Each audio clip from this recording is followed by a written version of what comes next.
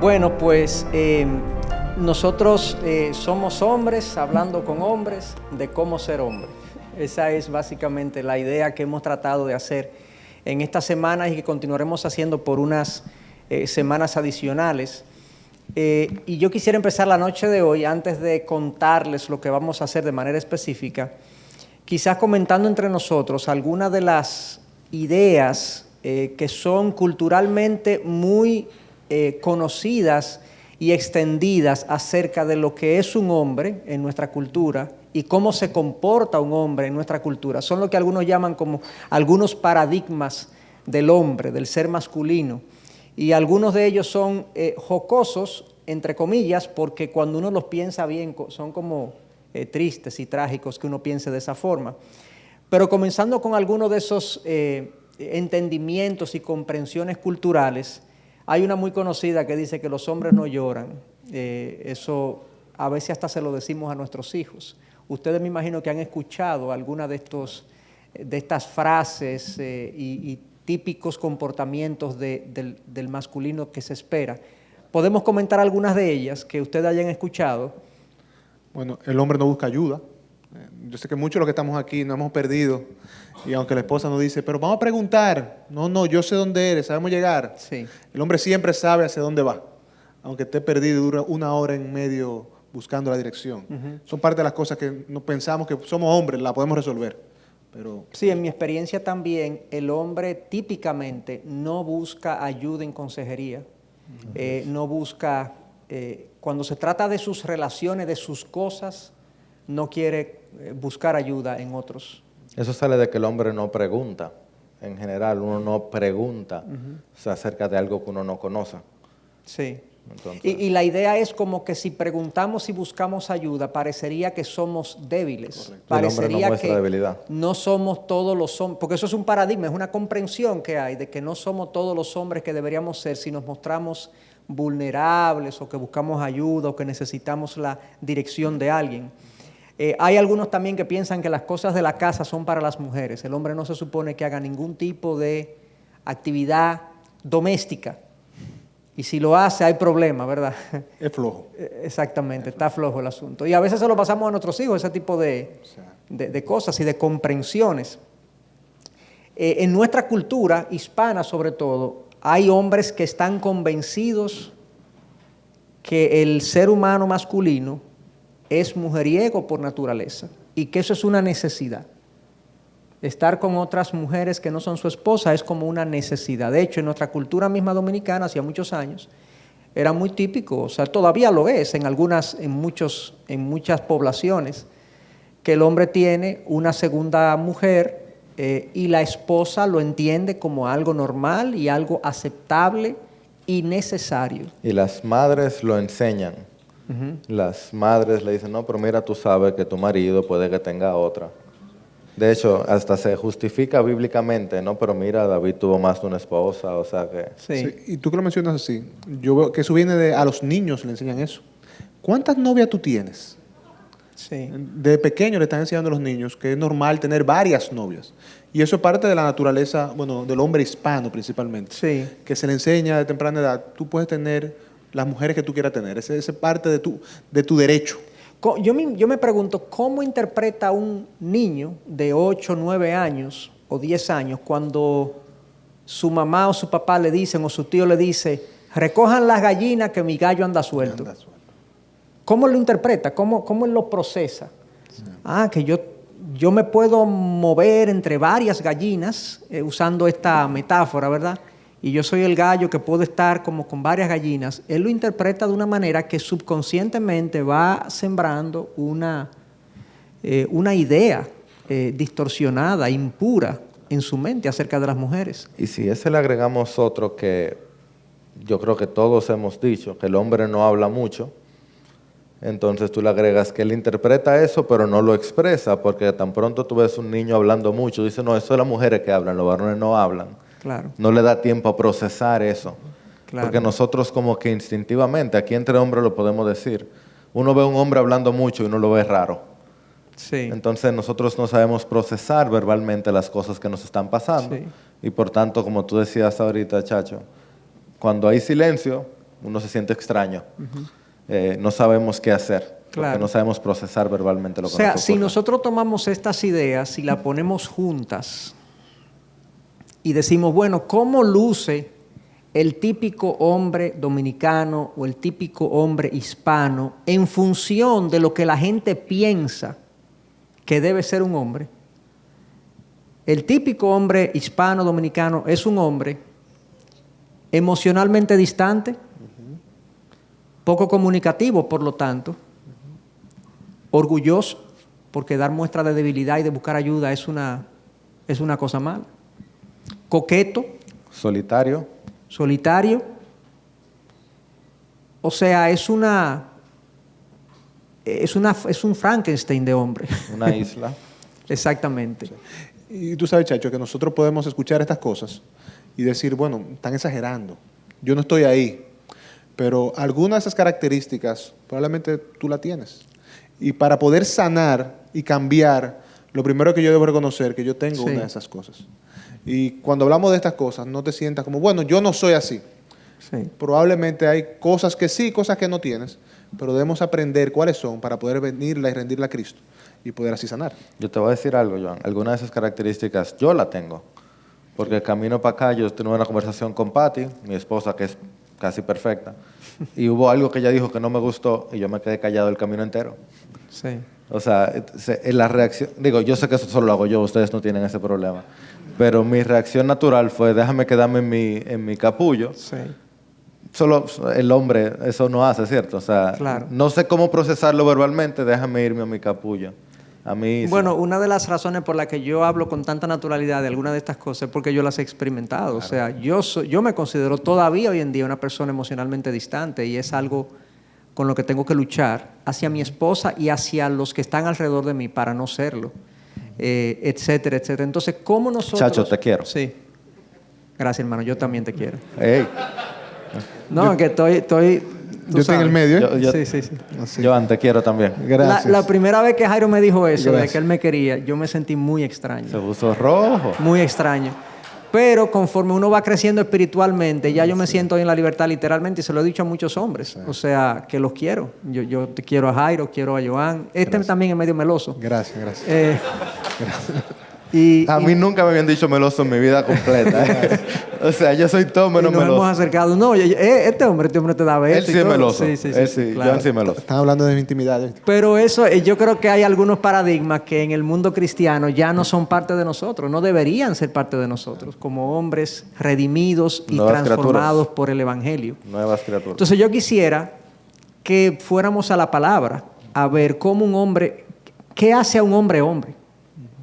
¿Cuáles son las características que se supone que un hombre debe tener? Y yo quisiera que usáramos como la siguiente metodología. Leamos un pasaje de la vida de Jesús y lo tomemos como un ejemplo de masculinidad, como un ejemplo de hombría, que no es usual. No sé si para ustedes ha sido usual o han visto mucho análisis de Jesús o un estudio de Jesús que tenga que ver con su hombría, pero es muy escaso encontrar eso, muy, muy escaso. El hombre.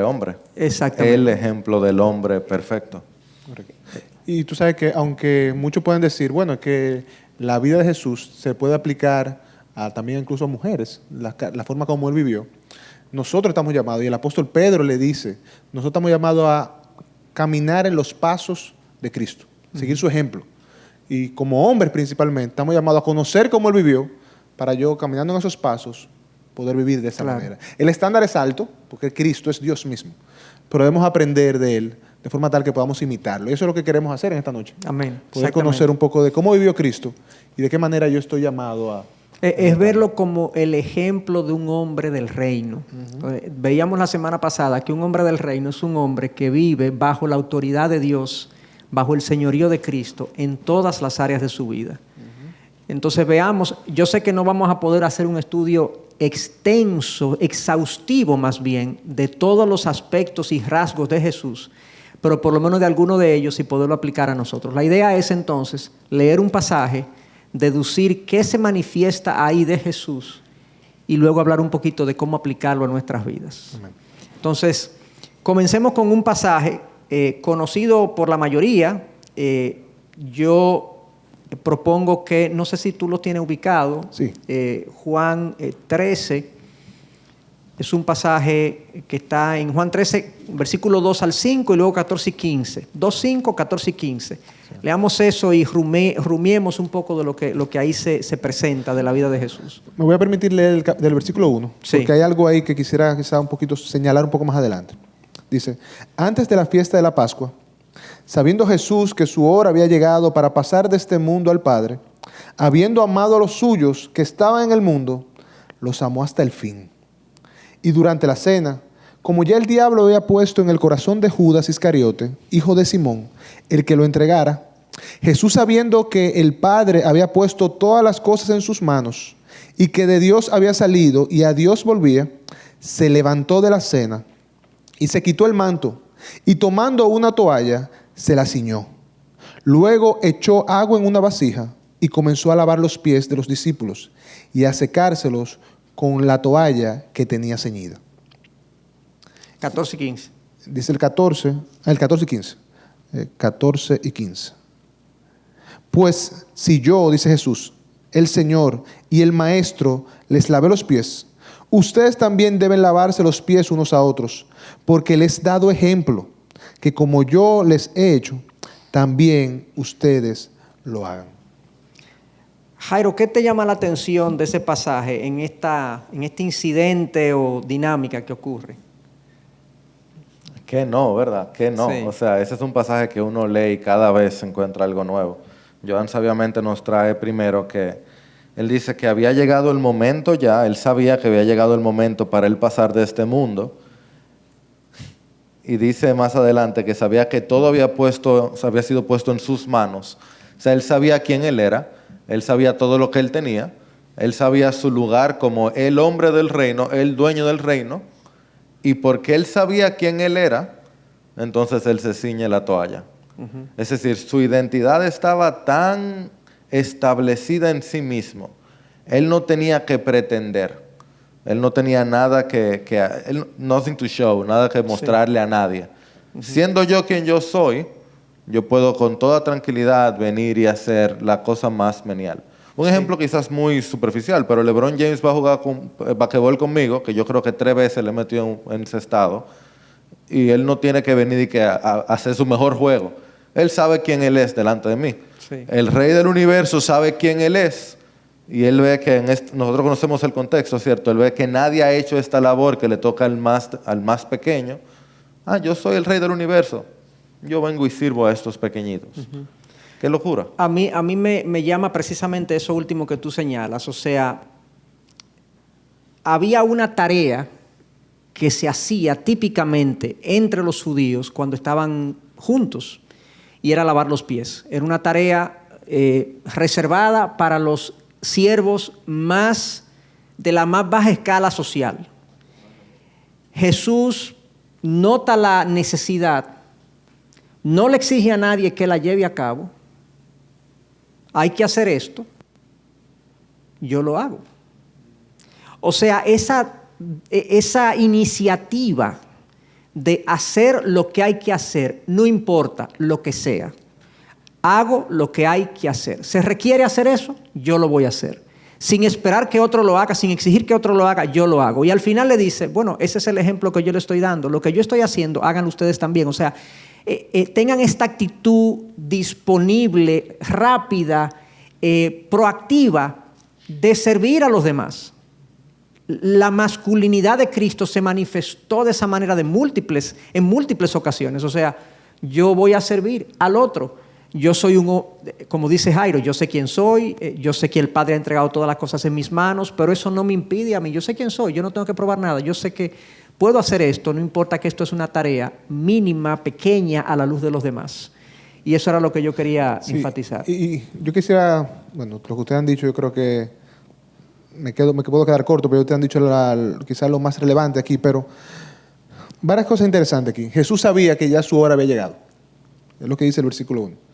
Él, en vez de estar diciendo, yo me voy a entregar, atiéndanme a mí, él iba a ser crucificado la noche siguiente. Y él no está lamentándose. ¿Qué él está haciendo? Él está sirviendo. Cuando él quizá tenía, humanamente hablando, como los motivos y las razones suficientes, por lo que decía Jairo, él es el rey de reyes, el maestro. Pero además de eso, él iba a morir la noche siguiente. Sí. Y él no se estaba lamentando, él estaba sirviendo. Y también algo que me llama la atención de este texto es a quienes él le sirvió. Él le lavó los pies al que lo negó, al que lo entregó, a los que huyeron de él y lo dejaron solo, al que después dijo, hasta que yo no ponga mi mano en la llaga, no creeré en él. A ese grupo, él le sirvió. Y la razón por qué él lo hizo, el versículo 1 lo dice, porque les amó hasta el fin. Sí. Y a mí ese es uno de mis versos favoritos, el entender que Cristo, a los suyos, al que le negó, traicionó, aquel que salieron huyendo, Él los amó hasta el fin. Yo creo que es un ejemplo que nosotros debemos imitar. Porque el amor que Cristo tuvo hacia aquellos que lo traicionaron, ¿cómo no tener nosotros hacia las personas que están alrededor nuestro? Y ese amor, ¿qué nos va a llevar a hacer? A hacer lo que Él hizo, a servirles.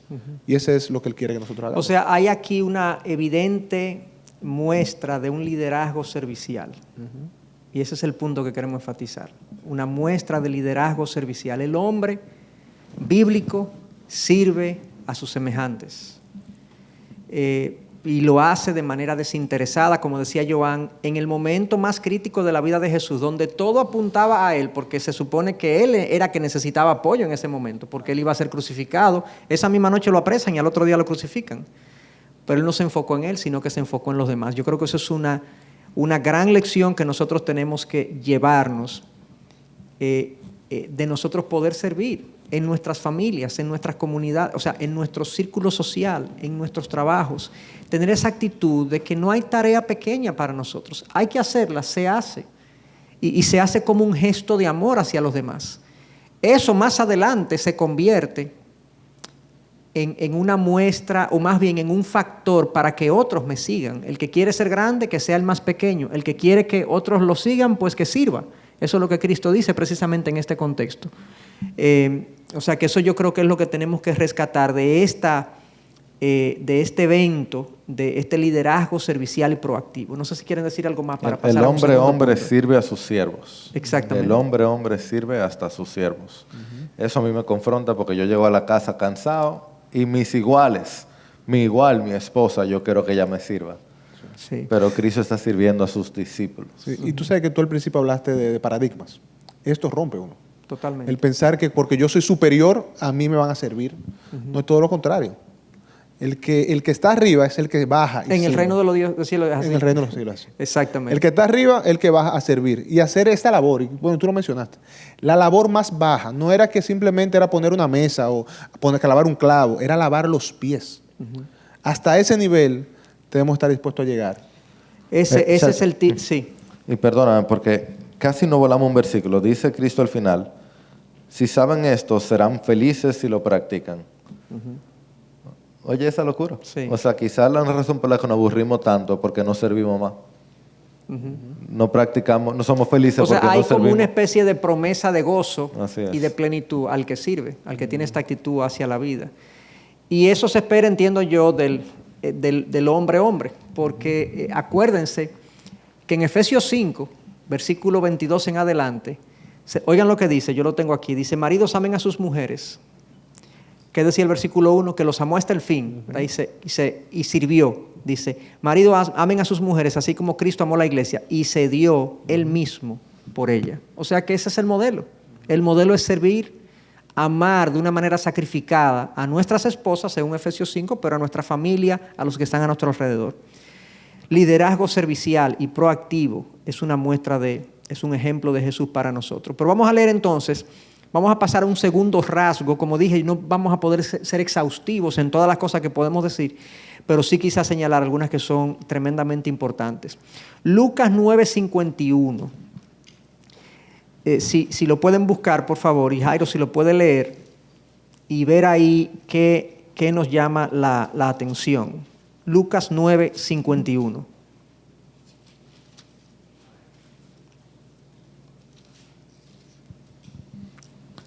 Sucedió que cuando se cumplían los días de su ascensión, Jesús, con determinación, afirmó su rostro para ir a Jerusalén. Como no podemos leer todo el contexto, léelo de nuevo y enfatiza la misma palabra que tú enfatizaste. Cuando se cumplían los días de su ascensión, Jesús, con determinación, afirmó su rostro para ir a Jerusalén. Afirmó su rostro, dice, con determinación. Exactamente. ¿Qué es lo que está pasando? Bueno, Jesús ya está camino a Jerusalén a ser crucificado. Y él sabía que se acercaban los días de su ascensión, pero sorprende la palabra que usa el autor inspirado para hablar de la actitud interna de Jesús camino a Jerusalén. Acuérdense que Jerusalén en este momento para Jesús significa la cruz delante. Lo que había en él internamente era determinación. Y yo pudiera agregar valentía. Valentía y determinación. No sé si podemos aplicar eso a nuestra vida, pero realmente la valentía y la determinación es algo que se supone, se espera de nosotros los hombres. Claro. Y más en un mundo como el que vivimos. Sí, y podemos decir que es saber lo que yo tengo que hacer y hacerlo. Jesús sabía que su misión era venir a la tierra y se iba a culminar ahí, en Jerusalén. Y él tenía que ir con determinación, con convicción, con valentía. Y eso aplica a nosotros. Una de las cosas que hemos mencionado a lo largo de estas sesiones es que a nosotros, los hombres, se nos acusa de ser pasivos muchas veces y de no hacer lo que tenemos que hacer, de no hacer lo que nos toca hacer. Y por múltiples razones. Puede ser temor, puede ser orgullo, puede ser pura falta de iniciativa y pereza. La pereza, que según el libro de Proverbios es pecado. El famoso silencio de Adán. ¿Qué fue lo que le faltó a Adán? ¿Le faltó valor para enfrentar a la serpiente o le faltó valor para enfrentar a su esposa? Claro. A veces nos falta valor. Claro. Exacto. Determinación. Sí, y si somos honestos, nosotros, la mayoría de los hombres somos inseguros. Y por eso nos ocultamos detrás de muchas cosas. El trabajo, la misma comodidad e inseguridad. De yo no querer dar un paso adelante para no equivocarme. Y Cristo, ¿qué tuvo? Fue determinación. Él fue seguro a lo que tenía que hacer. Y allá fue con valentía. Yo pienso en ese momento cuando a veces nos pasa en nuestros matrimonios que sabemos que tenemos un tema pendiente con nuestras esposas. Sabemos que si llegamos a las 6:30 van a querer hablar con nosotros. Sí. Y se nos complica el trabajo. Sí. Y llegamos a las 9:30 y dilatamos las conversaciones. A veces es con nuestros hijos que tenemos que hablar algo que hay que hablar, pero no tenemos la energía y la determinación para enfrentar eso. A veces hay una situación en el trabajo que tenemos que de manera íntegra darle la cara, darle el frente, y no lo hacemos. No hay determinación, no hay valentía en nosotros. A veces es confrontar a alguien también con algo y nos falta esta actitud de arrojo, osadía, valentía, de enfrentar las cosas difíciles de la vida, como Cristo lo hizo. Yo sé que Jesús, yo no sé en qué momento Jesús adquirió conciencia de su misión y de que él iba a ser crucificado, porque él creció como un niño y él no siempre supo que iba a morir en una cruz. Eso lo fue adquiriendo, pero en un momento dado él adquirió y él supo, por estudio de las Escrituras y por lo que había pasado en su vida y por la identificación con la obra de Dios, que él era el Mesías y que él tenía que pasar por todas estas cosas. En algún momento él pasó quizá varios años pensando y sabiendo que él iba a morir en una cruz, que él iba a tener una muerte horrenda, que él iba a morir de la manera más cruel posible. Y a pesar de eso, se movió con decisión. A mí me gusta cómo este autor, MacDonald, dice, resueltamente hacia Jerusalén. Resueltamente hacia Jerusalén. Estaba Estaba revisando el original por eso mismo, porque lo que dice literalmente es que él fortaleció su rostro para ir. Es Vamos para allá. como que él se dijo a su cara. Sí. O sea, literalmente, él fortaleció su rostro. Es como que él se habló a sí mismo. Ok, para allá que voy. No quiere decir que él recibió una fuerza especial para ir. Que Sí. eso sí lo dice en otros momentos. Pero que en este momento, algo que sucede también en Marcos, él tomó la decisión de fortalecer su rostro para ir. Claro, I resueltamente, resolved. exactamente. Resolvió. Yo decidí, O resolutó. resolutó. Sí. Fortalecí mi rostro para ir. Déjame hacer una pregunta aquí. Yo sé que en la primera sesión, los que hemos estado aquí ya desde que comenzamos, creo que fuiste tú, Chacho, que te paraste en un momento y dijiste, yo quiero motivarles a ir donde sus esposas y preguntarles, ¿qué tú entiendes que yo debo cambiar? Creo que esa fue la pregunta. Sí. Y me gustaría preguntar aquí, ¿cuáles de ustedes fortalecieron su rostro y fueron de sus esposas e hicieron eso? Okay. Y le puedo decir, No, te fue bien, sí, está bien. no, No te fue bien.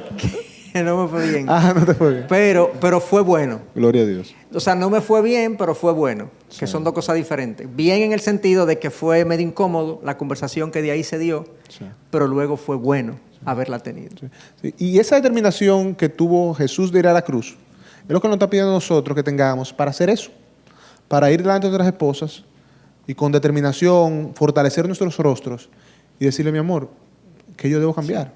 O decirle a mi hijo, que yo debo cambiar. O fortalecer mi rostro para pedir perdón. No Claro. simplemente para hacer una decisión, tomar una decisión como esa, sino para pedir perdón, para una relación que esté afectada, poder restaurarla.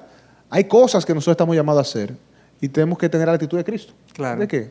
Vamos a fortalecer nuestro rostro, como decía Jairo, como dice la palabra, y con determinación Sí. hacer lo que nos toca. Joan, me va subiendo tu trampolín. Si tú tienes tu celular ahora abierto y tú estás sintiendo llamado del Señor, no endurezcas tu corazón, pásalo un WhatsApp. Mi amor, tengo que decirte algo ahorita que salgamos de la iglesia. Hazlo ahora. Porque se te va a olvidar. Pasa media hora y le va a dar larga. Sí. Pásale el WhatsApp. Si funciona en tu matrimonio. Porque si no, hay alguna esposa que va a salir corriendo y te va a jalar y va a tener una situación. Pero si en tu matrimonio funciona, tú tienes tu celular a mano, escríbele, mira, mi amor, te quiero decir algo bueno ahorita. Sí. Sí, eso No le des larga. complicado. Hay esposas que van a llamar, ¿qué pasó? ¿Qué pasó? No, dime ahora, dime ahora. Entonces es complejo. Ese rasgo de determinación y decisión, yo creo que tiene múltiples aplicaciones. Los solteros que están aquí, hay algunos que quizás pueden estar experimentando miedo al compromiso, miedo a salir de la comodidad de su hogar y dejar tierras conocidas para emprender un viaje por un océano desconocido, ¿verdad? Qué bonito, qué poético se oye. Qué lindo tú dices el pedirle a salir a una chica. Sí, claro. No, y eso digo, o sea, eso tiene una aplicación ahí. Puede ser una aplicación también de que hay gente que tiene por delante, que tiene que formarse, que tiene que tomar decisiones para seguir creciendo como profesional y le tiene miedo a hacerlo por alguna razón y tiene miedo de ir en dirección de estudiar algo, de hacer solicitudes, de tomar exámenes y le tiene miedo a eso. Y así hay mucha gente que experimenta temores de cosas que tiene que asumir en la vida y no lo hace porque no tiene una determinación y una decisión de hacerlo. La madurez se puede definir de múltiples maneras, pero una de las formas en que la madurez se define es cuando yo soy capaz de asumir las responsabilidades que la vida me impone. Un hombre va asumiendo responsabilidades en la medida que va creciendo y si yo le huyo a esas responsabilidades, yo estoy siendo inmaduro y muchas veces lo que me falta es precisamente determinación, decisión y arrojo. No es que deje de sentir el temor, porque eso yo no lo controlo, es enfrentarlo, es echar hacia adelante, ir hacia adelante y enfrentar ese temor que yo estoy teniendo. Entonces, ese es el segundo aspecto que queríamos mencionar de la vida de Jesús, que yo creo que es para nosotros definitivamente un ejemplo a seguir. Su liderazgo servicial, no importando su tamaño, sirvió. Esta determinación a hacer cosas difíciles en la vida, aunque impongan un costo. En el caso de él fue la cruz, Jerusalén, la cruz, para allá vamos. Afirmó su rostro y con decisión y con resolución se fue hacia Jerusalén. Un tercer aspecto que queremos leer Bueno, yo quiero tirar, digamos, el rasgo o mencionarlo, que hagamos algunos comentarios que ustedes puedan tener en su mente acerca de esto, y es la capacidad y disposición de Jesús al trabajo. O sea, su dedicación al trabajo, a laborar, a ser productivo, a ser un ente que añada valor a la vida de los que están a su alrededor. ¿Qué ustedes pueden decir de eso? ¿Cómo vemos eso en los evangelios? ¿De dónde ustedes deducen esa disposición de Jesús hacia el trabajo? Bueno, constantemente se enseña en la Escritura, por lo menos en 4 ocasiones, que no tenían tiempo ni para comer. Tan pronto Jesús inicia su ministerio, Él está constantemente ocupado, desde que sale el sol hasta la noche, y dice que Él oraba bien de mañana, no porque necesariamente siempre hay que orar de mañana, aunque vemos el valor espiritual de eso, pero porque si Él no lo hacía tempranito en la mañana, no iba a tener tiempo en el día.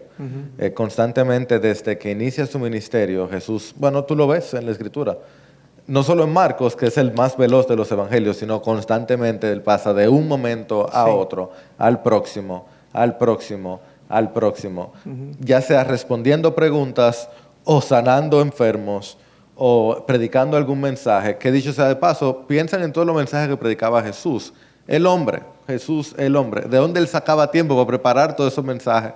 El Espíritu Santo, sí, pero Él también se sabía la Torá, Él se sabía el Antiguo Testamento, todo el tiempo que Él duraba estudiando también, que le permitía poder enseñar, conectar, enseñar, conectar, enseñar, conectar, y luego sanar, predicar, exorcizar, y sin quitar los 30 años que duró, o por lo menos 20 años que duró trabajando, lo que lo permitía ser un carpintero también. Sí. Yo siempre he pensado en la calidad de la ebanistería de Jesús. Claro. Yo creo que los ebanistas tienen ahí un punto de reflexión, porque realmente ustedes saben el problema con los ebanistas, ¿verdad? Pero yo hubiese querido ver el trabajo de Jesús, el trabajo como carpintero, porque era conocido como el carpintero, hijo de José el carpintero, y él mismo fue carpintero, desarrolló esa profesión. Era algo normal que los hijos aprendieran la vocación y la profesión de sus padres. Él también lo hizo, y ese era como él era conocido.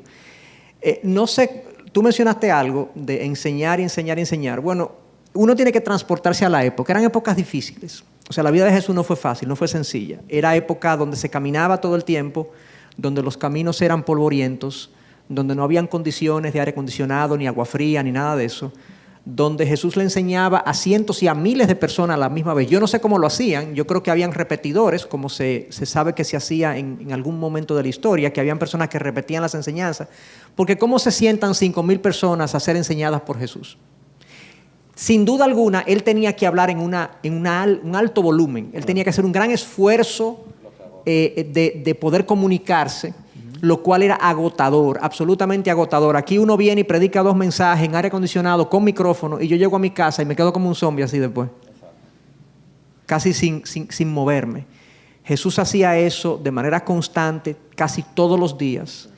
Y luego de eso seguía caminando y la gente se agolpaba, la gente no lo dejaba comer, a veces ni podía dormir. Vemos a Jesús, a veces uno ve la barca moviéndose en el viento, en la tempestad, y dice la Escritura que Él se durmió en la barca. Y uno dice, pero eso tiene que ser una cosa como que no fue así, porque ¿cómo se va a dormir una gente en una barca lloviendo? Eso da una indicación del agotamiento y qué tan exhausto estaba Jesús, físicamente hablando. Estaba exhausto. Claro. Y tú sabes que, bueno, tú creo que lo mencionaste anteriormente. Hay un momento y una de esas historias de Jesús que a mí me conmueven, que muestra su deseo al trabajo y al no cansarse. En un momento Jesús está con una gran multitud en Juan 6 y ya es hora de irse, y Jesús le dice a los discípulos, ¿esta gente para dónde van? Vamos a alimentarlos, mándalos a que se sienten. La respuesta de los discípulos es, no, pero manda a esta gente para su casa. Sí. Vamos a seguir bregando con ellos en buen dominicano. Pero la actitud de Jesús es, no, espérate. Lo que tengamos que hacer, vamos a hacerlo. Y manda a los discípulos que se sienten y vamos a alimentarlos. Y ahí es que hace la multiplicación de los panes y los peces. Sí. Pero tuve la disposición de Jesús. O sea, que su compasión pudo más que su cansancio. Su compasión pudo más que su cansancio. Así es. Y su deseo de seguir sirviendo, de seguir haciendo por otros, por aquellos que estaban en necesidad. Y Él dice, porque lo veía como oveja sin pastor. Y Él decía, probablemente lo que pensaba Jesús, este es el tiempo para yo ministrarle. ¿Por qué? Porque ellos me necesitan. Sí. Ahí vemos a Cristo trabajando y haciendo la obra que le fue encomendada. Interesantemente, siempre en dependencia de su Padre. Sí, claro. Porque aunque Jesús es Dios, la segunda persona de la Trinidad, Algo que me llama la atención de la Escritura y de Cristo es que Él siempre hablaba de su dependencia al Padre. Yo vine para hacer la voluntad de ¿quién? La voluntad de mi Padre. Yo vine para honrar a mi Padre. En todo tiempo, Él hacía su servicio, su trabajo, en dependencia al Padre.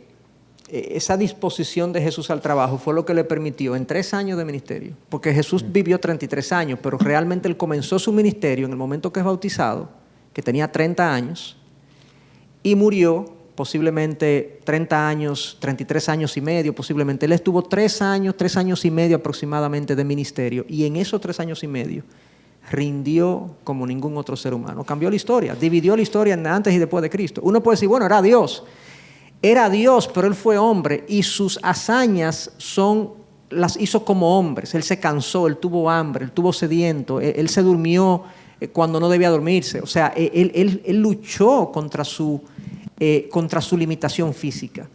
Y esto para nosotros es un gran ejemplo, porque de nosotros los hombres se espera diligencia, que seamos productivos, que seamos tan buenos como podamos ser en cualquier esfera que nosotros nos desenvolvamos. Eso es una característica del ser masculino. Yo creo que Dios espera eso de nosotros. Cuando le da la instrucción a Adán a que cultive el huerto y lo sojuzgue y lo gobierne y gobierne la tierra, Dios estaba esperando que lo hiciera de una manera excelente y productiva. Entonces veámonos en este espejo de un Jesús diligente, productivo, atento a las necesidades de los demás, que luchaba contra su cansancio, que seguía haciendo lo que tenía que hacer en todo momento, que como decía Jairo, se levantaba de madrugada a orar, a depender de su padre para continuar su obra. Yo creo que eso también es un gran ejemplo para nosotros de masculinidad bíblica. Sí. Tú sabes que el asunto con eso está en que ese es Jesús el hombre que nos dejó un ejemplo y que luego tú ves lo mismo en los apóstoles que le siguen y luego tú ves lo mismo en Pablo, que se pasa el día trabajando en carpas y la noche predicando. Y tú ves el ejemplo en hombres de Dios hoy. Claro, o sea, no nos sintamos con una carga insoportable. Sí. Ciertamente uno tiene momentos de debilidad y cansancio. Y hay que descansar. Y hay que descansar, o sea, hay un lugar para ello. Pero la Biblia dice claramente que el que no trabaja, que no come. Sí. O sea, sí. Claramente dice que aquel que no provee para los de su casa es peor que un incrédulo y ha negado la fe. Tú estás oyendo, o sea, son palabras fuertes. Tú puedes tener sana doctrina y profesar la centralidad de Cristo y que Jesús es el Señor. Si tú no provees para tu casa, no haces un esfuerzo para proveer para los de tu casa, no haces un esfuerzo. Claro. Tú has negado la fe y es peor que un incrédulo, enseña la Escritura. Sí. ¡Qué locura! Y tú sabes, Jairo, que tú dices algo que yo creo que es vamos a sacarlo como si fuera un paréntesis, pero creo que es muy bueno decirlo. Nosotros que estamos aquí, esos hombres de los apóstoles, los que siguieron después, los padres de la iglesia, decidieron seguir las pisadas de Cristo porque se identificaron con Él. Y nosotros que estamos aquí decimos que somos cristianos, es decir, que tenemos la chaqueta de Cristo, por lo cual, como Él vivió, es que nosotros debemos estar llamados a vivir. Y interesantemente, Dios nos amó tanto que nos ha dado lo necesario para hacerlo. Sí. Muchas veces tú puedes decir, no, porque el estándar es muy alto. ¿Sabes qué? Si tú estás en Cristo, tú tienes lo necesario para vivir acorde al estándar. ¿Por qué? Porque Él te ha dado su espíritu para guiarte a la verdad. Así es. Entonces yo creo que eso es importante que lo podamos entender mientras vamos hablando de estas cosas. Porque muchas veces se pueden ver como, no, eso es utópico, yo no puedo hacer eso, yo no puedo alcanzar eso. ¿Tú sabes qué? Si tú estás en Cristo, Él te ha dado lo necesario para vivir eso. Te ha dado su espíritu que te guía a toda verdad y que te permite entender esta es la manera como tú debes vivir. Claro. Sí. Yo quería decir 2 cosas antes de salir de ese rasgo, y es que primero, no estamos hablando de que el hombre que trabaja mucho siempre es rico. No asocies tu diligencia con la riqueza necesariamente. Hay gente muy esforzada y que no logra acumular un gran patrimonio.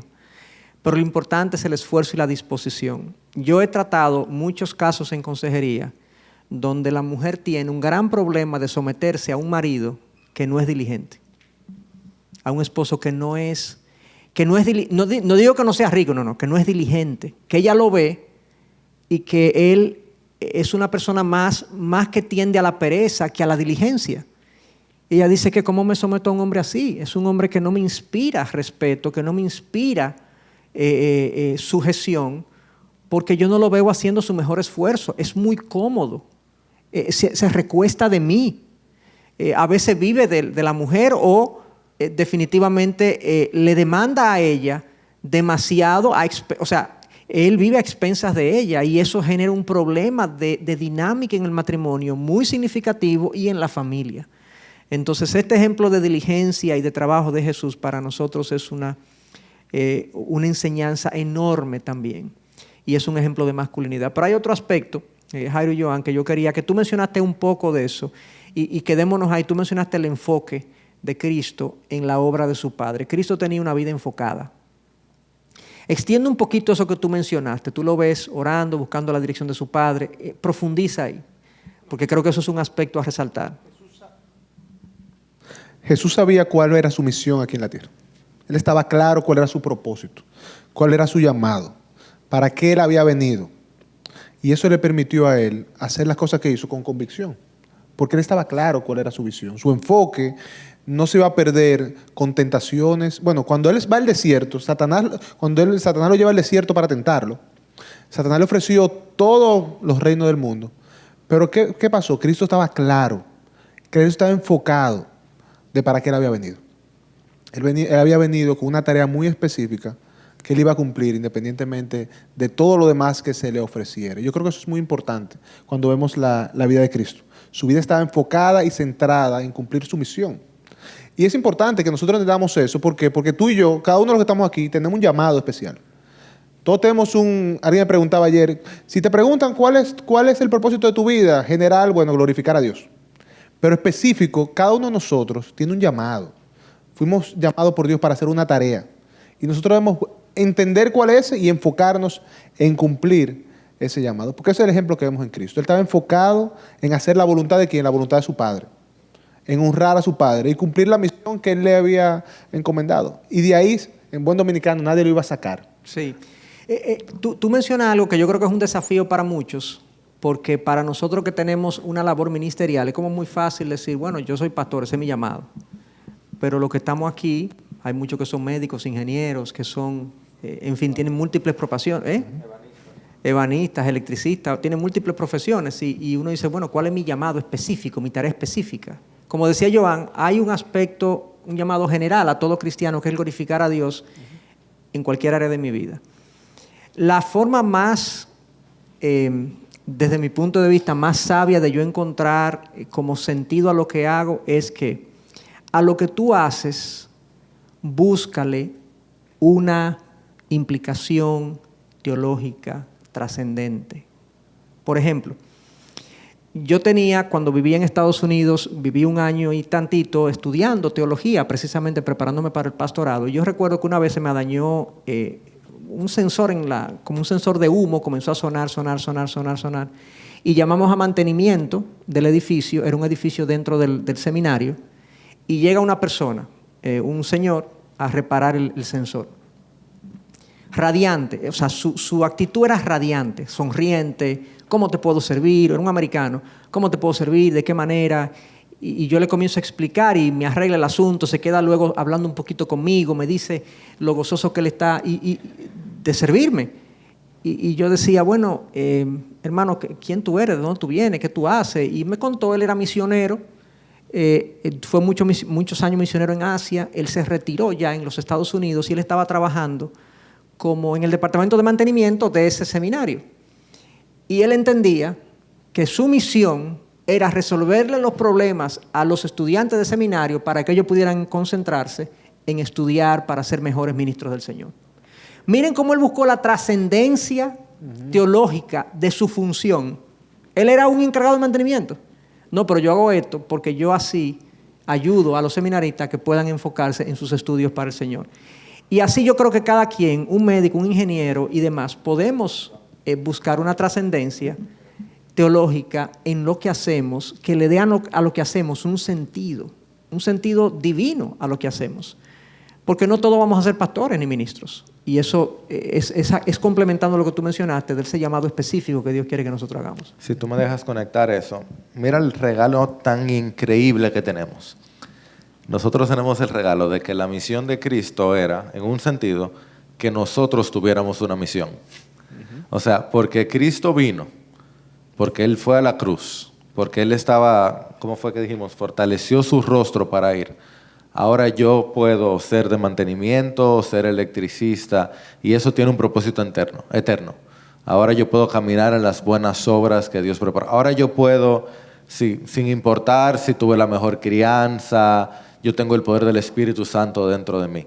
O sea, el Señor estuvo dispuesto a dormir mal, a pasar hambre, a pasar sed, a pasar la cruz, para que un dominicanito como Jairo ahora pueda abrir la Biblia y entenderla y hablarle de eso a ustedes y a mí, y a mí mismo, y a mis hijos, y a mi esposa. Claro.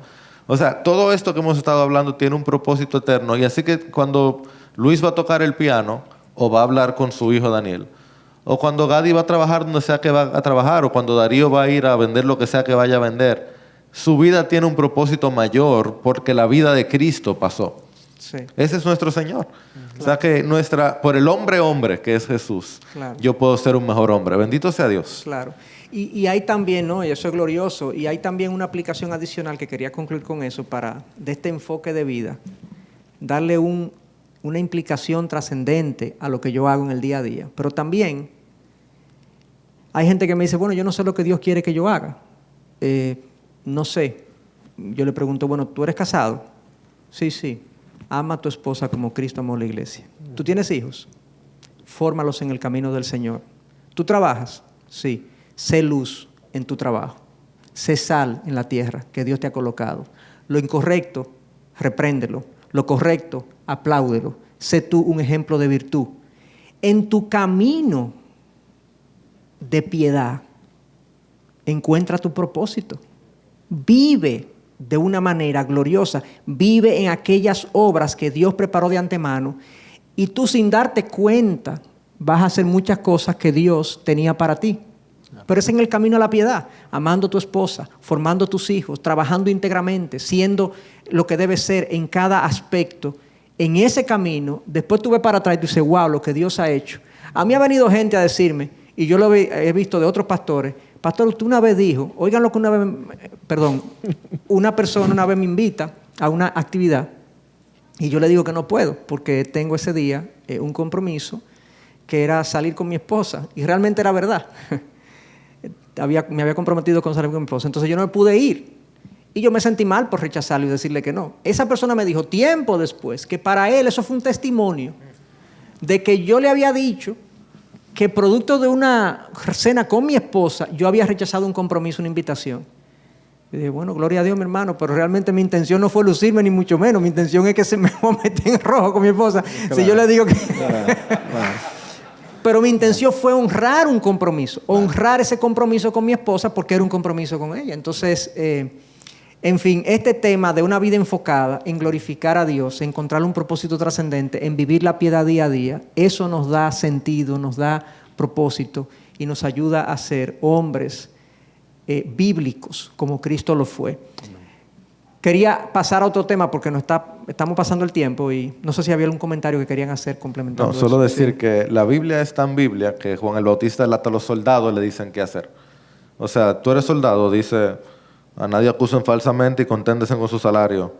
Y le dice a otro, no le quiten de más. O sea, es como que la vida cristiana no tiene nada que ver con lo de allá solamente. Es la vida diaria. Claro. La vida diaria. Es todo lo que tú haces en el día a día, lo que tú haces en el semáforo, así lo que tú haces en el carro. Honra a Dios, exactamente. A Dios le importa todo lo que tú haces, desde que te levantas en la mañana hasta que te duermes en la noche. Exactamente. Hay un aspecto vital que yo quiero mencionar acerca de Jesús, y quisiera que Joan, por favor, leyera este pasaje. Lo va a leer y vamos a hacer una pausa de 5 segundos. Pongan atención a lo que este pasaje nos indica. Juan 18, 22 y 23. Juan 18, 22 y 23. Y yo quiero que piensen 8 segundos acerca de lo que este pasaje les dice a ustedes. Juan 18, 22 y 23, Joan. Cuando dijo esto, uno de los guardias que estaba cerca... Perdón, está hablando de Jesús. Jesús es que está aquí siendo tratado. Correcto. Cuando dijo esto, uno de los guardias que estaba cerca dio una bofetada a Jesús diciendo, ¿así respondes al sumo sacerdote? Jesús les respondió, si he hablado mal, da testimonio de que he hablado mal. Pero si hablé bien, ¿por qué me pegas?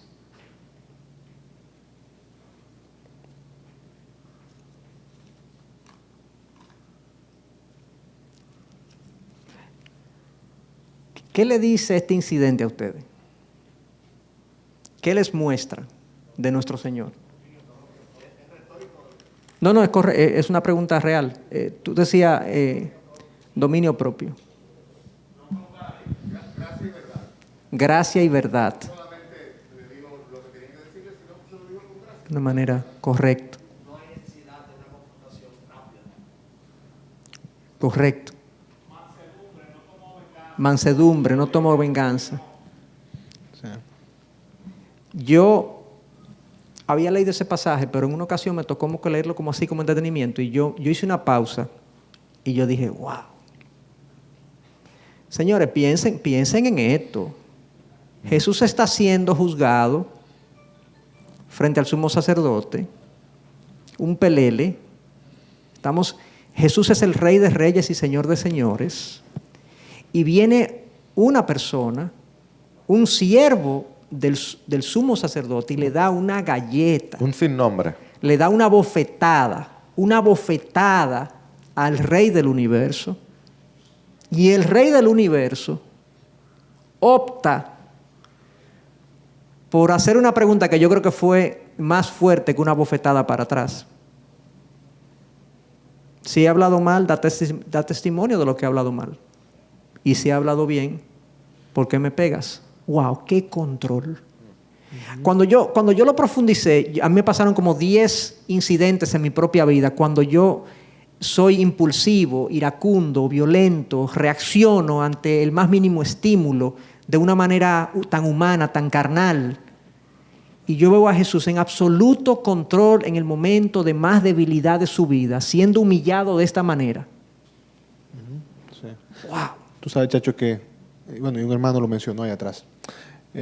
Cuando en la palabra encontramos mucha evidencia del carácter de Jesús, pero cuando Él habla de sí mismo, eso es lo que Él dice de sí mismo. En Mateo 18, habla de que Él no dice a los que están ahí, los discípulos, aprended de mí que soy manso y humilde de corazón. Cuando Cristo se describe a nivel de su carácter, Él describe eso, que Él es manso. Y lo que vemos aquí frente al centurión es eso mismo, su mansedumbre, literalmente poder bajo control. Cristo tenía la autoridad, el poder de fulminar a todos los que estaban ahí en ese mismo instante, pero no lo hizo. ¿Por qué? Porque Él estaba enfocado en la tarea que tenía que cumplir. Dijo la verdad, como dice Alberich, dijo la verdad Con y la gracia. dijo de una manera con gracia. ¿Cuánta necesidad tenemos de eso? Sí, De ese balance. eso. Sí, no, yo no voy a decir nada. Yo estoy aquí pensando No, eso es en glorioso. Jesús. Yo creo estoy que- pensando en Jesús, que ni Pablo llegó ahí. O sea, cuando a Pablo le pasó algo similar, Pablo no pudo responder. No que él lo hizo mal, pero no fue al nivel que respondió No, Jesús. Es claro. que lo que Jesús hizo aquí. Sí. Extrapolen, lleven ese mismo dominio propio a otras esferas de su vida. A los tapones de aquí. ¿Eh? A los tapones de aquí. Cuando se A los mete un tapones de motor. aquí, ¿no? También a la impureza sexual, a cómo nosotros lidiamos con las tentaciones de ese tipo, hasta el control de los alimentos, hasta cuándo me levanto y cuándo me acuesto, hasta nuestra vida devocional. Nosotros necesitamos una gran infusión de dominio propio, claro, y de poder bajo control. Claro. Tú sabes, Chacho, que, para poder vivir vidas piadosas. Que es importante. Jesús Él era Dios y estaba lleno de Dios. Y el dominio propio es parte del fruto del Espíritu. Claro. Tú quieres evidenciar esto, no, tú tienes que estar lleno del fruto del Espíritu. Si tú no estás lleno de Dios, tú no vas a poder actuar de esta manera. Y yo creo que eso es un buen recordatorio también para nosotros en el día de hoy. Para hacer esto que Jesús hizo, para caminar en las huellas de Cristo, nosotros tenemos que estar llenos de Dios, llenos del Espíritu Santo, llenos del fruto del Espíritu, que nos permitirá a nosotros mostrar como evidencia el dominio propio, que es parte de eso. Así es. Si tú estás en el clavo ahí, porque no queremos dar la impresión de que ahora tú tienes que darle maduro y trata con más fuerza. Si tú tratas con más fuerza, de verdad tú eres un hombre, porque sería contraproducente lo que hemos estado diciendo. Claro. Tú necesitas más de Cristo en ti. Claro. Tú necesitas acercarte más al Señor y decirle, Señor, es que yo no puedo. O sea, no es que te agarre más duro y haga más fuerza, es que te agarre más de Cristo. Y vayas con más fuerza donde Él y le digas, Señor, yo no he podido con mi fuerza. O sea, dijimos al principio que no sabemos hablar, es que hable con Él. Dijimos al principio que no sabemos hacer silencio, es que haga silencio delante de Él en oración. Hagamos, porque ninguno de nosotros estamos del otro lado. Y digamos, en la mañana, Señor, hoy yo sé lo que viene. Son las 7:15, ya sé que voy a tener que aguantarme mi tapón. Ayúdame. Así Señor, es. yo sé que a las 6:30 cuando llegue voy a tener que tener la conversación. Ayúdame. Es más de Él y menos de nosotros. Es decir, que si podemos resumir lo que tú mencionaste, la mayor necesidad que nosotros tenemos como hombres es a Dios mismo.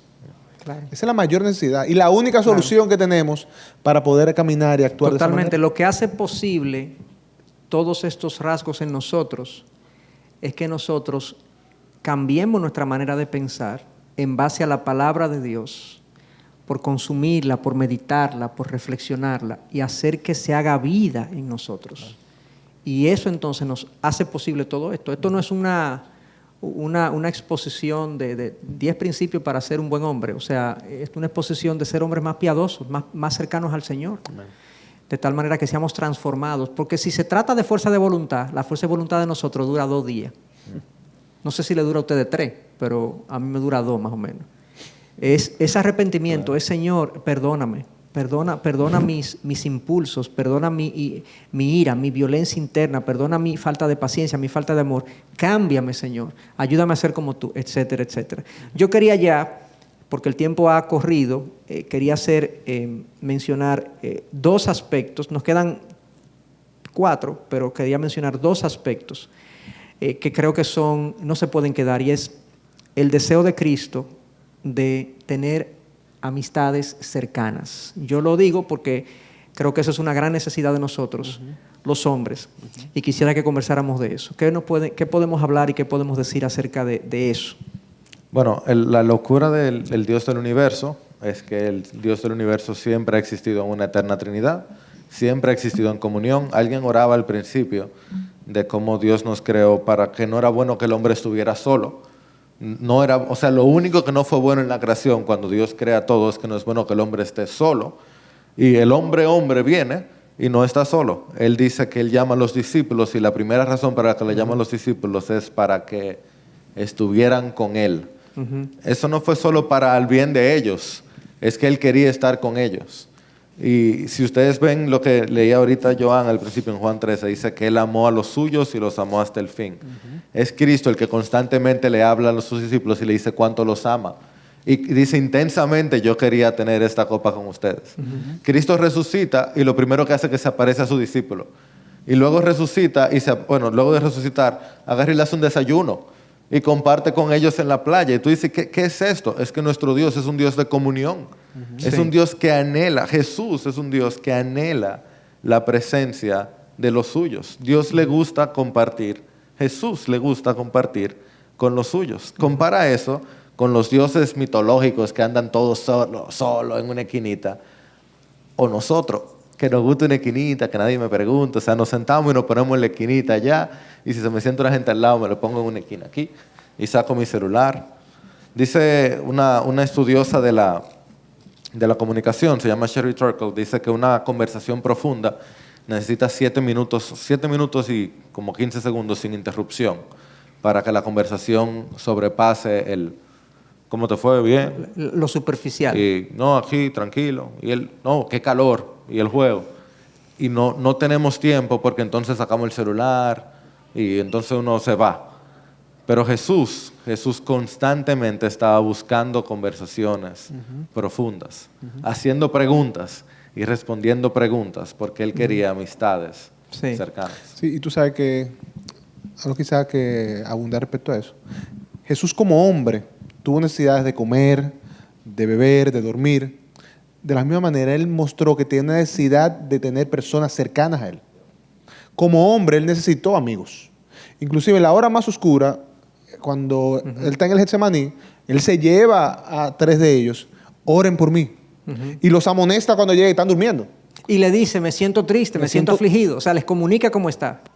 Si Dios, en la persona de Jesús, necesitó compañeros, hermanos, ¿cuánto más nosotros? Así es. ¿Cuánto más nosotros? Y lo importante es, y si tú te llevas eso hoy, si nos podemos llevar eso hoy, yo creo que habremos ganado mucho. Tú y yo necesitamos personas a nuestro lado. Sí. Y eso es importante que podamos entenderlo. Necesitamos personas a nuestro lado, con quien caminar, que podamos abrir nuestro corazón, decir, yo estoy mal. Tú sabes que no está mal decirle a alguien que yo estoy mal. Estoy triste. O estoy triste. Eso dice Jesús, me siento Está triste. mal no decirle a nadie que estoy mal. Estoy cansado. Sí. Yo necesito eso. Y esto es lo que Dios ha provisto para que yo pueda ser sostenido. Yo siempre digo esto. La vida cristiana es una carrera de maratón. No es como una carrera de velocidad. No son 100 kilómetros, 100 metros, 400 metros. No, es un maratón largo. Y yo necesito gente a mi lado que cuando yo me canse, me va a agarrar de la mano y me va a decir, no, vengo, vamos, que faltan unos cuantos kilómetros más. Sí. Y adelante va a haber otro con el pañuelito. Espérate, no te pares. Y otro con el agua. Es una ilustración de lo que es la vida cristiana. Yo necesito gente a mi lado que me diga, vamos, camina. No, me quiero quedar, no puedo más. Vamos, tú puedes. Estoy cansado, no puedo. Eso es necesario, es parte de lo que necesitamos para poder crecer. El matrimonio es una amistad. Si no hay una amistad, el matrimonio se vuelve monótono, rutinario y cansón. Pero si hay una amistad, puede sobrellevarse. Quería, simplemente para cerrar ese punto, hay razones por las que nosotros no tenemos más amigos. Y no todo el mundo va a tener la misma cantidad, porque hay gente que tiene más capacidad relacional. No te sientas culpable si otro tiene 5 amigos y tú tienes un amigo. Lo importante es tener a alguien con el que tú te puedas asincerar y que te pueda acompañar en los momentos difíciles. Pero yo pensando en mi propia vida, hay 2 cosas que a mí me han impedido tener más amigos. Uno es que yo no me abro por orgullo. O sea, yo a veces no quiero decir cómo me siento, cómo estoy, porque no quiero que el otro sepa cómo me siento y cómo estoy. Porque no estoy bien, no estoy orando, no me siento caminando bien, me siento deprimido, me siento... o sea, el orgullo me impide vulnerarme. Pero hay otro impedimento también, y es que la falta de amor por el otro me impide preguntar cómo está el otro. Como no me interesa su vida, no le pregunto cómo estás, pero realmente cómo estás, cómo está tu familia, cómo están tus hijos, tú te sientes bien. Entonces, ya sea el orgullo que me impide vulnerarme, o ya la falta de amor hacia el otro que me impide que yo no me interese en la vida del otro, eso es un obstáculo para mis amistades y desarrollar relaciones profundas. Ambas cosas requieren arrepentimiento. Y una vez más, eso es un tema de... O sea, tener amigos es un tema espiritual. Desarrollar amistades es un tema espiritual. De pedirle perdón al Señor y que nos dé corazones humildes y corazones amorosos hacia el otro para poder desarrollar esas amistades. Sí. Y perdón, Chacho, yo sé que tú estás cerrando ahí, pero simplemente, No. uno de los mejores aliados para luchar contra el pecado es una buena amistad. Una persona con yo puedo abrir mi corazón, yo estoy luchando con esto, me puede preguntar, me puede dar herramientas y puede orar por mí para yo lidiar con ese pecado. ¿Qué sería David sin Natán? Uno cree que Así Natán es. apareció ahí, pero Natán había aparecido mucho antes en la vida de Así David es. ya. Claro. Así es. ¿Qué sería David sin Natán? Que se le aparece y le dice, hey, mira lo que Dios me mandó a decirte. Así Uno es. necesita a Natán en su vida. Solamente menciono que uno de los títulos de más honra en toda la Biblia es que Abraham fue llamado amigo de Amigo Dios. de Dios, así es. Y cuando Cristo le dice a Juan 15 a sus discípulos, ustedes ya no son siervos para mí, son mis amigos. Y tú y yo estuvimos representados ahí cuando Él dijo, nosotros somos amigos de Jesús porque Dios quiere una relación con nosotros cercana y personal. Amén. Entonces ahora seamos capaces de nosotros desarrollar amistades. Ya cerrando, yo quiero concluir aquí, dejé fuera la notable compasión de nuestro Señor. Cristo era un hombre firme, determinado, valiente, enfocado, todo eso que lo hace un hombre recio, pero era un hombre sensible. Se le acercaban los necesitados, los enfermos, los niños. Eran atraídos hacia Jesús. Los pecadores querían hablar con Él. No se sentían juzgados, no se sentían maltratados ni alejados. O sea, era un hombre sensible y compasivo. Eso lo vamos a dejar fuera, no lo vamos a extender porque ya el tiempo no nos lo permite. Lo otro que queríamos mencionar es el trato excepcional que Cristo le dio siempre a la mujer. La dignificó. A la mujer adúltera evitó que la apedrearan. A la mujer pecadora evitó que la juzgaran. Las mujeres fueron siempre acompañantes de su ministerio, financiaron parte de su ministerio, se dice en la Escritura. Y de hecho, cuando resucitó, a las primeras que se le aparece es a las mujeres. Entonces Jesús le dio un lugar intencionalmente a la mujer que la cultura no le daba. Y honestamente, hermanos, hoy en día la mujer, a pesar de todos los empoderamientos que se dice que tiene y que ha logrado, y las conquistas civiles que ha logrado, lamentablemente nuestra generación ha objetizado a la mujer y la ha vuelto un objeto sexual. O sea, la mujer empoderada del siglo XXI es la mujer más sexualizada de la historia, prácticamente. Y aún las que dicen que han conquistado el mundo son objetos sexuales para mucha gente. Es una paradoja, es una contradicción de nuestra cultura. Nosotros estamos llamados a dignificar a la mujer como Cristo las dignificó y las respetó. Entonces, concluyendo, vimos el liderazgo servicial y proactivo de nuestro Señor. Vimos su valentía y determinación, su determinación al trabajo y disposición al trabajo, su vida enfocada, su dominio propio, su notable compasión, su deseo de cultivar amistades cercanas, su trato excepcional hacia la mujer. Eso es un hombre bíblico. Ese es un hombre bíblico. Y queríamos concluir ahí, pedirle al Señor que nos permita, yo sé que hablamos de muchas cosas, que nos permita retener lo que realmente debemos retener y poder aplicar y vivir algunas de estas cosas o todas estas cosas que hemos visto de nuestro Señor.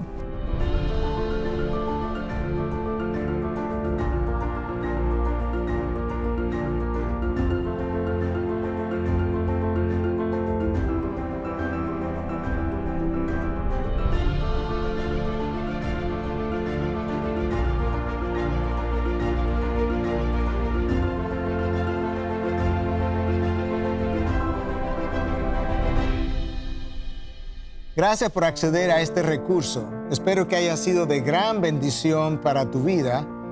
Te sugiero que te suscribas a este canal de forma que tú puedas recibir notificación la próxima vez que hayamos subido un nuevo recurso que pueda servirte de instrucción y bendición.